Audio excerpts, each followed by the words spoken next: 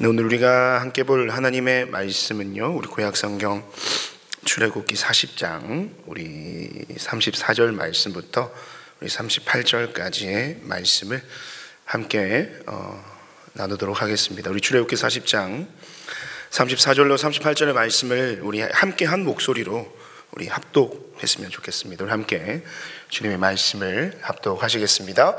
구름이 회막에 덮이고 여호와의 영광이 성막에 충만하매 모세가 회막에 들어갈 수 없었으니 이는 구름이 회막 위에 덮이고 여호와의 영광이 성막에 충만함이었으며 구름이 성막 위에서 떠오를 때에는 이스라엘 자손이 그 모든 행진하는 길에 앞으로 나아갔고 구름이 떠오르지 않을 때에는 떠오르는 날까지 나아가지 아니하였으며 낮에는 여호와의 구름이 성막 위에 있고 밤에는 불이 그 구름 가운데에 있음을 이스라엘의 온 족속이 그 모든 행진하는 길에서 그들의 눈으로 보았더라. 아멘. 네, 오늘 우리 출애굽기 40장 우리 34절 말씀부터 우리 38절의 말씀을 가지고 성막 하나님의 사랑이라는 말씀의 제목으로 여러분과 함께 말씀의 은혜를 나누도록 하겠습니다. 네, 오늘의 우리 출애굽기 40장의 말씀, 이 성막에 관하여서 여러분과 좀 이야기를 나누고자 합니다. 여러분이 성막 하면 뭐가 가장 먼저 떠오르십니까? 아마도 이 성막의 가장 중요한 기능이죠. 바로 이 제사, 그 예배가 먼저 떠오르실 거예요. 이 성막은 하나님께 제사를 드리는 이 제의적인 장소로요, 이스라엘 백성들이 또 하나님께 제사를 드리는 장소. 제사하면 또 우리가 생각하는 것이 피해 제사, 속죄의 제물을 하나님께 올려드리면서 정해진 날, 정해진 시, 제정하신 원칙을 따라 철저하게 시행된 아주 거룩하고 또 영광스럽지만 또 한편으로는 딱딱하기도 하고 무미건조한 이 법규와 같은 것으로 이해하는 것이 아마도 이 자리에 앉아있는 우리 모두의 생각, 성막에 대한 인식일 겁니다. 맞습니다. 성막은요, 그런 곳으로 이스라엘 백성들 가운데 주어졌고요, 또 그들 안에 법과 규정을 따라서 제사를 드리는 이 제의적인 장소로 그들에게 존재했습니다. 하지만 이 성막은요, 단순히 제의적인 장소로서의 의미로만 그들에게 존재한 것이 아니라는 사실입니다. 분명히 그들에게 제사를 드리는 장소로 주어졌지만 실은 이 성막은 이스라엘 백성들에 대한 하나님이 베푸시는 하나님 당신의 은혜와 당신의 풍성하신 사랑의 결정체라는 사실을 오늘 이 시간 우리가 간과하지 말아야 할 성막의 중요한 주제입니다. 만약에 우리가 이 성막을요, 단지 법과 규정으로만 이해한다면 저와 여러분의 신앙은 특별히 이 예배를 통해 베푸시는 하나님 당신의 은혜의 풍성함을 우리는 충분히 받아 누리지 못하게 될 것입니다. 만약에 여러분들이 일상 가운데 특별히 이 예배 가운데 지금보다 더 크고 더 풍성하신 하나님의 은혜를 맛보고 누리기를 원하신다면 오늘 이 성막에 관한 말씀에 더욱 집중할 수 있기를 간절히 바랍니다. 이 성막 속에 담긴 그 하나님의 진심, 그 마음을 깊이 깨닫게 된다면 오늘 저와 여러분은 이 형식적이고도 습관적인 우리의 예배로부터 이 딱딱하고 무미건조한 아무런 기대와 소망을 품지 않고 나아가는 이 예배로부터 벗어나 그 속에 담긴 하나님의 은혜의 풍성함으로 가득 차게 될 줄로 믿습니다. 오늘 그 성막에 관한 하나님의 그 진심을 여러분과 함께 세 가지로 함께 나누기를 원하는데요, 그 첫 번째는 이 성막은 바로 하나님의 임재의 장소라는 것입니다. 하나님은 출애굽기 20장에서요 이 모세를 시내산 가운데 부르시고요, 그리고 당신의 율법인 십계명을 이스라엘 백성들에게 수여합니다. 근데 이 율법을 수여하심과 동시에 그들에게 이 성막에 관한 아주 구체적이고 상세한 지침들을 함께 주시는데요, 이 모세는 하나님이 주신 이 성막에 관한 지침을 따라서 이 성막에 필요한 모든 재료들을 모으고요, 또 그 성막을 실제로 제작할 사람들을 세운 뒤에 출애굽기 36장을 보시면 이 모세는 본격적으로 여호와께서 명령하신 대로 이 성막을 제작하기 시작합니다. 그리고 우리 40장, 오늘 본문은 아니지만 이 17절의 말씀에 이런 말씀이 있어요. 둘째 해 첫째 달 곧 그 달 초하루에 성막을 세우니라. 이 둘째 해는요, 출애굽을 기준으로 두 번째 해를 의미하는 겁니다. 바로 이때에 이 여호와께서 명령하신 그대로 이 모세와 이스라엘 백성들은 성막을 완성하게 되었다라는 것입니다. 그리고 오늘 본문은 바로 이 성막이 드디어 완성되어서 하나님께 온전히 드려지는 이 성막 봉헌의 마지막 장면을 다루고 있는 것입니다. 이 성막이 만들어지고 이 봉헌되기까지의 과정에서 그 본문이 담고 있는 한 가지 아주 중요한 주제가 있다면 그것은 바로 이 모든 성막의 제작은 철저하게 하나님의 명령에 따라 만들어졌다라는 것입니다. 오늘 본문에서만 보더라도요, 이 여호와께서 모세에게 명령하신 대로라는 표현이요, 여러분 몇 번이나 등장하겠습니까? 이 짧은 40장 안에서 이 여호와께서 모세에게 명령한 대로라는 표현이요, 이 19절과 21절, 그리고 23절과 25절, 27절과 29절, 그리고 32절까지 총 7번에 걸쳐서 기록이 되어 있습니다. 이렇게 여호와께서 명령하신 대로라는 표현이 반복적으로 이렇게 쓰여진 것을 보면 이 성막의 제작은 철저한 하나님의 뜻과 명령을 따라 진행된 사실을 이 말씀은 우리에게 증거하고자 하는 것입니다. 그것이 어떤 의미냐? 쉽게 말하면 그것입니다. 이스라엘 가운데 이 성막이 존재하는 것은요, 이스라엘의 필요였지만 사실 하나님의 뜻과 하나님의 원하심의 결과였다는 것이죠. 성막은 분명 그들에게 필요한 것이었습니다. 하지만 이 성막이 필요한 것에 대해서 그 일들이 이루어 가시는 그 주체는 우리 하나님이셨다라는 것입니다. 그림을 한번 보시면 이 성막이 완성되고 봉헌될 때의 장면을 이미지로 표현한 것입니다. 이 장면에 대해서 여러분 오늘 본문은 어떻게 기록하고 있습니까? 우리 34절 말씀 우리 함께 한번 한 목소리로 읽겠습니다. 우리 다음 34절입니다. 함께 읽습니다. 그때에 구름이 회막을 덮고 주님의 영광이 성막에 가득 찼다. 아멘. 그때 구름이 회막을 덮고 주님의 영광이 그 성막에 가득 찼다라고 하는 이 장면을 아까 그 그림으로 표현한 것입니다. 여러분, 여기서 이 구름은요, 어떤 구름입니까? 이 시내산에서 모세가 율법을 받을 때에 그 율법을 수여하시기 위해 하나님이 그 모세를 찾아오셨을 때 그때 나타났던 구름과 똑같은 구름입니다. 그래서 이 구름은요, 하나님의 충만한 임재를 상징하는 거예요. 고로 이 말씀에 근거해서 이스라엘 백성에게 허락하신 이 성막은 어떤 장소로 정의할 수 있다고요? 이 성막은 바로 하나님이 머무시는 쉐키나, 그분의 이스라엘 가운데 거하시는 하나님의 임재의 장소로서 지금 이스라엘 백성들에게 주어졌다는 겁니다. 하나님의 임재, 이 참으로 영광스러운 표현입니다. 성막이 하나님의 임재를 상징한다는 건 정말로 위대한 고백이, 위대한 사실이 아닐 수 없습니다. 그런데 그것이 과연 구체적으로 어떤 의미로 그들에게 다가왔을까요?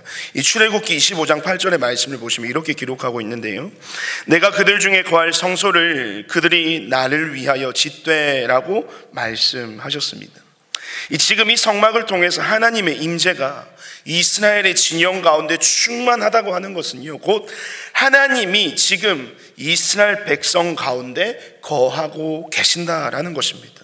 더 쉽게 표현하면 하나님은 지금 이 성막을 통해서 이스라엘 백성들과 친히 함께하고 계심을 그들의 눈에 보이는 이 가시적으로 보여주시는 장소가 바로 이 성막이었다는 것이죠. 여러분, 하나님이 우리와 함께 하신다, 이것이 갖는 의미가 여러분은 어떻게 느껴지십니까? 지금 우리가 느끼는 어떤 감정의 정도와 당시 이스라엘 백성들이 느꼈을 그 감정은 사뭇 다른 분위기와 다른 무게감이었을 겁니다.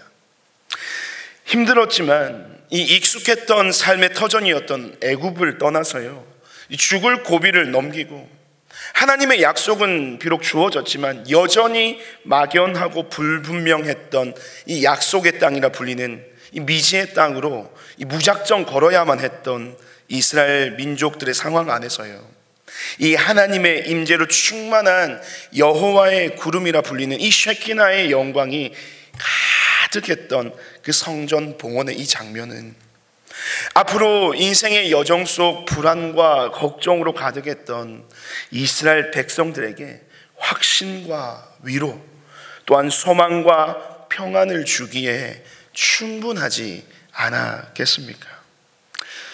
하나님의 임재가 가득한 성막, 하나님이 우리와 함께 거하고 계심을 가시적으로 보여주신 이 성막은 앞으로 거친 광야의 여정을 걸어갈 때 이스라엘 백성들을 향한 하나님이 전하는 위로의 메시지였던 것입니다. 여러분, 이 위로의 메시지는요, 여전히 세상이라는 거친 광야의 인생길을 걷고 있는 저와 여러분에게도 동일한 하나님의 위로와 평안의 메시지가 되는 줄로 믿습니다.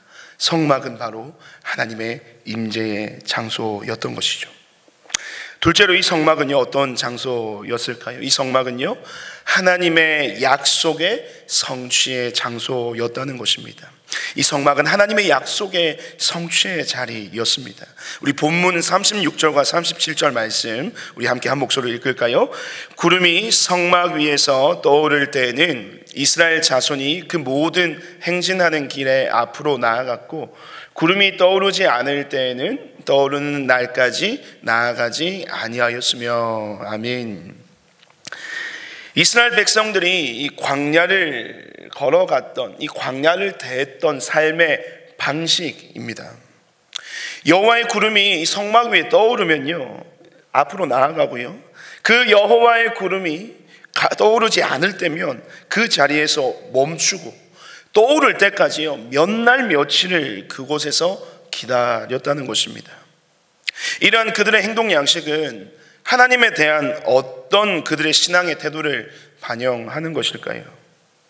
자신들의 모든 인생의 여정을 이끄시고 책임지시는 참된 인도자는 그들의 눈앞에서 그들을 이끌어가고 있는 인간 모세가 아니라 오직 하나님이심을, 또 자신들의 삶의 이 절대적인 기준은 세상 다른 어떠한 것이 아닌 오직 하나님 한 분이심을 드러내는 이스라엘 백성들의 신앙 고백이었던 겁니다.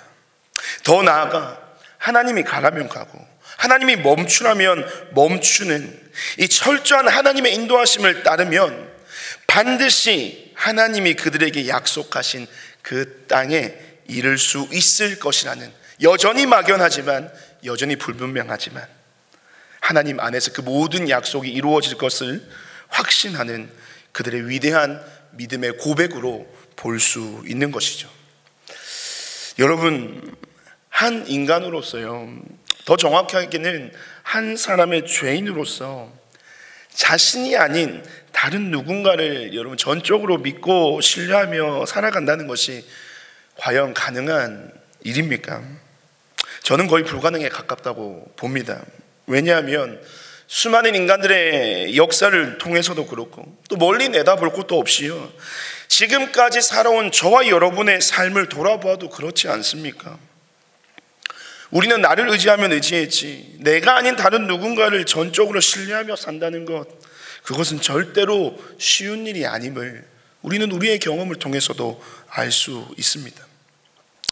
그 대상이 설령 하나님이라 할지라도 우리는 여전히 우리의 고집과 아집, 나의 어설픈 지식과 어수룩한 판단력을 더 신뢰하며 하나님에 대한 철저한 신뢰와 순종이 아닌 이 지독한 교만과 완악한 어리석음으로 지금 현재를 살아가고 있는 자들이 바로 저와 여러분 아니겠습니까? 여러분, 이스라엘 백성들이라고 왜 안 그랬을까요? 우리와 좀 달랐을까요? 아닙니다. 이 이스라엘 백성들도 우리보다 더하면 더했지 결코 덜하지는 않았을 우리와 똑같은 성정을 가진 그들 또한 죄인들에 불과하기에 이스라엘 또한 그렇게 살아왔을 것이고 그렇게 살아가려 했을 겁니다. 하지만 그렇기 때문에 그들에게 지금 무엇이 필요했을까요? 바로 이 성막이 필요한 것입니다. 그것을 너무나도 잘 아는 하나님께서 그렇기 때문에 그들 가운데, 이 광야의 삶 가운데, 그들의 인생 가운데 바로 이 성막을 허락해 주셨다는 겁니다. 마음대로 하고 싶고 내 판단대로, 내 생각대로 하고 싶은 이 마음이 들다가도 어떻게 해요? 이 성막을요, 이 본문 38절의 말씀, 그들의 눈으로 보았더라 라는 표현이 있습니다. 그들의 눈으로 보았더라. 여러분, 이 그림 한번 보시면 이스라엘 진영 가운데 성막이 머물러 있을 때 성막의 위치를 나타냅니다. 그들의 진영의 중앙에 성막이 위치해 있습니다. 여러분, 중앙에 있었다는 것은 어떤 의미일까요? 그들은 모두 하나님을 바라보며 자신들의 모든 시선을 주님께로 돌려드리는 그들의 신앙의 고백, 삶의 고백이 저 성막의 위치 안에 담겨 있는 것입니다. 하나님이 그들로 하여금 이 성막을 통하여 그들이 하나님을 바라보게끔, 자기 자신이 아니라 세상의 다른 어떤 것이 아니라 오직 하나님 한 분만 바라보며 하나님 한 분만 의지하며 하나님 한 분만 신뢰하도록 성막을 저 중앙에 두신 것 아닙니까? 그런 하나님의 의중이 사실은 에덴 동산에서 잘 표현이 되었잖아요. 동산 중앙에 선악을 알게 하는 나무, 생명나무가 있었습니다. 중앙에 그 나무가 있었다는 것은 어떤 의미입니까? 하나님께 모든 것을 위임받아 그 세상 가운데 많은 것을 누리는 인간들이 그 세상 가운데 마치 자기가 주인인 것처럼 살다가도 고개를 들면 무엇이 보이는 거예요? 선악과가 보이는 겁니다. 생명나무가 보이는 것입니다. 그것을 통해서 그들은 하나님을 인식하는 것이죠. 성막이 중앙에 있었다는 것, 그것은 그들의 모든 삶의 여정을 이끄시고 책임지시는 이가 하나님 한 분이심을, 그들이 하나님을 보게끔 하는 하나님의 의중이 그 성막의 위치에 담겨 있었다는 겁니다. 그들은 이 성막을 늘 바라보면서 다시 자신들의 마음을 여호와께로, 하나님께로 돌려내었을 겁니다.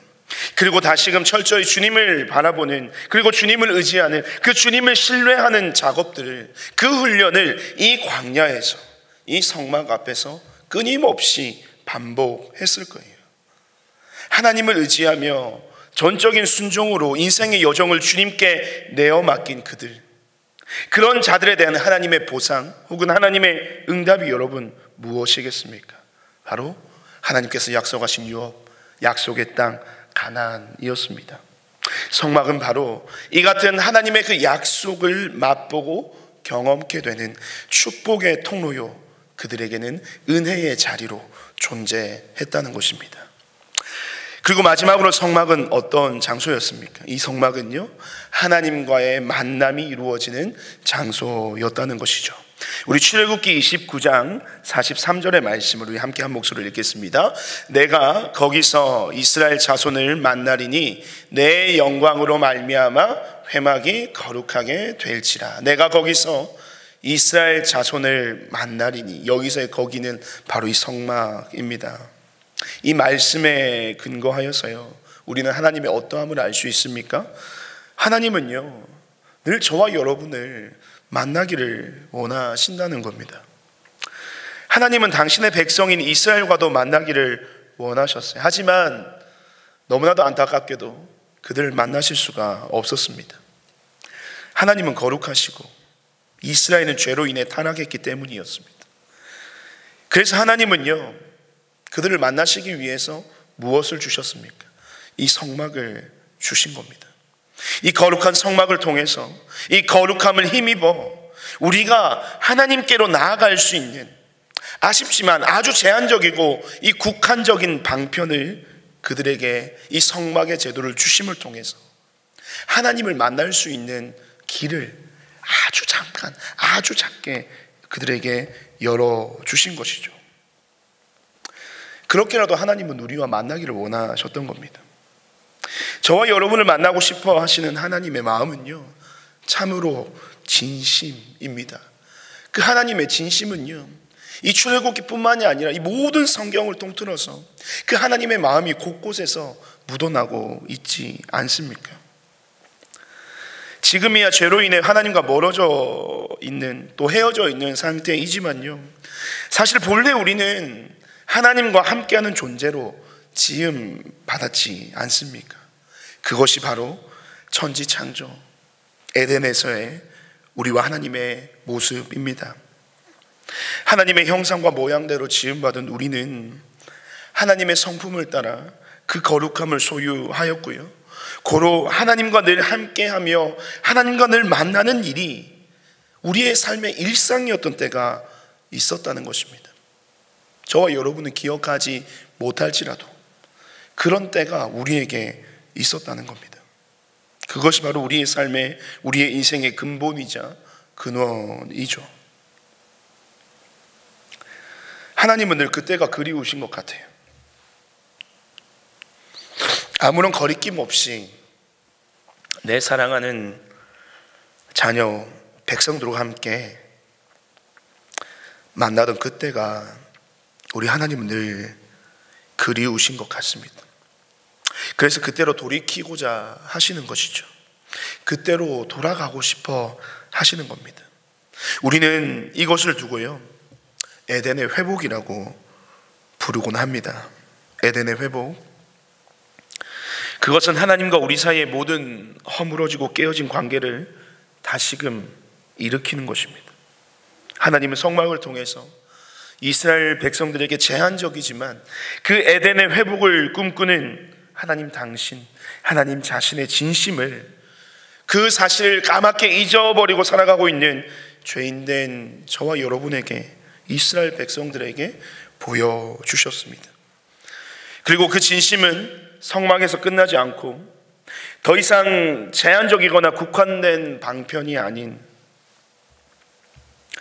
더 분명하고 확실한 해결책을 계획하고 계셨는데요, 에덴의 완전한 회복을 꿈꾸시는 하나님의 그 완벽한 계획, 그것은 바로 예수 그리스도였습니다. 하나님은 결국 끝내 예수 그리스도를 통해서 우리를 찾아오셨고요, 십자가와 부활 사건을 통해 죄인된 우리가 거룩하신 하나님을 다시금 배울 수 있는, 하나님께로 나아갈 수 있는 유일한 통로를 당신의 하나뿐인 독생자 예수 그리스도를 통해 저와 여러분에게 내어주셨습니다. 우리와의 만남의 진심이신 하나님은요, 저와 여러분을 예수 그리스도 안에서 완전한 새로운 피조물로 거듭나게 하심으로 다시금 우리를 만나 주셨습니다. 그리고 완벽하고 완전한 이 에덴의 회복, 하나님의 나라를 예수 그리스도 안에서 완성시키신 분이 바로 저와 여러분의 하나님이시라는 겁니다.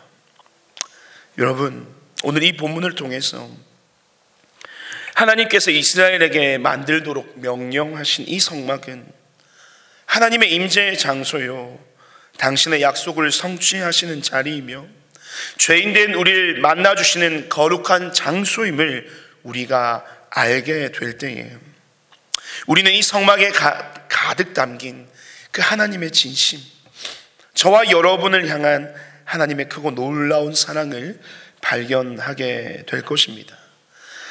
이처럼 성막엔 하나님의 진심이 가득 담겨 있습니다.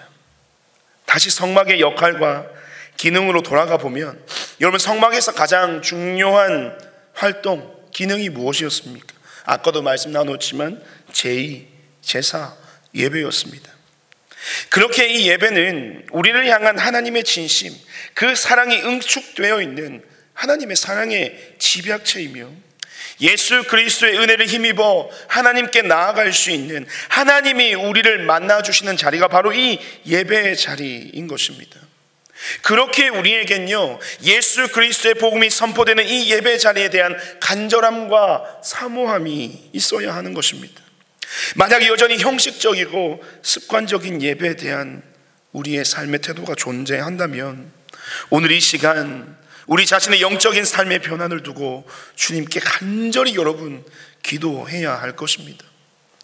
주일에 우리 담임 목사님께서 말씀하셨듯이 지금 우리는 종교인으로서 종교 생활을 하고 있는 자인지, 아니면 예수 그리스도의 복음을 깊이 깨달아 참된 신앙인으로서 신앙 생활을 하고 있는 자들인지를 결정짓는 아주 중요한 기준, 판가름할 수 있는 기준은 바로 이 하나님의 진심을 예배를 통해서 누리느냐, 그렇지 않느냐에 달려 있을 겁니다. 그렇게 이제 이 예배를 대하는 우리의 태도는 분명하게 달라져야 합니다. 어떻게 달라져야 하겠습니까? 예배는 상황과 처지를 바라보는 자리가 아니라 나와 함께 하시는 주님의 임재를 바라고 기대하는 자리로 변해야 한다는 겁니다. 예배는 허상으로 가득한 자리가 아니라 하나님의 실상이 충만한 자리로 여겨져야 한다는 거예요. 예배는 내가 먼저 하나님께로 나아가는 것이 아닌 하나님이 먼저 나를 만나주시는 영광스러운 자리임을 고백하게 될 때 하나님은 바로 거기서, 바로 이곳에서 저와 여러분을 만나 주실 것입니다. 사랑하는 성도 여러분, 하나님을 만나는 것, 그것은 우리의 삶의 결론을 의미하는 것이 아닌 새로운 시작을 의미하는 것임을 기억하시길 바랍니다. 하나님은 오늘 저와 여러분을 만나 주심으로 인해 우리의 삶을 책임지시고요, 이 거친 세상으로부터 우리를 지켜내실 그 하나님을 기대하고 신뢰하는 날마다의 저와 여러분의 일상이 되기를 간절히 소망합니다. 하나님의 진심인 그 사랑, 오늘도 그 마음, 그 진심, 그 풍성하신 사랑을 모든 삶의 자리에서 드려지는 모든 예배와 말씀과 찬양과 기도 가운데 누림으로 날마다 삶의 예배자 또한 일상의 예배자로 하나님의 풍성함을 누리며 살아가는 저와 여러분의 삶이 되시기를 주님의 이름으로 축복드립니다. 우리 이 시간 함께 한번 주신 말씀을 기억하면서요, 우리가 함께 아까 불렀던 찬양 함께 좀 찬양하고 우리 결단의 시간을 가지기를 원합니다. 오늘도 하나님께서는 당신의 그 마음의 진심으로 그 사랑의 은혜로 우리를 찾아오십니다. 그리고 우리를 만나시고 우리를 붙드시며 우리의 인생을 인도하시는 분이심을 우리는 이 성막, 우리의 예배, 예수 그리스도를 통해서 우리는 깨닫게 되는 것이죠. 그러한 삶의 고백과 그 은혜들이 단순히 우리의 말로만, 입술로만 그치는 것이 아니라 실제 우리의 삶의 고백이 되어서 우리의 삶을 그렇게 주님 앞에 드릴 수 있는 저와 여러분이 되기를 간절히 소망합니다. 그런 마음으로 우리 함께 한번 찬양하며 나아갈까요?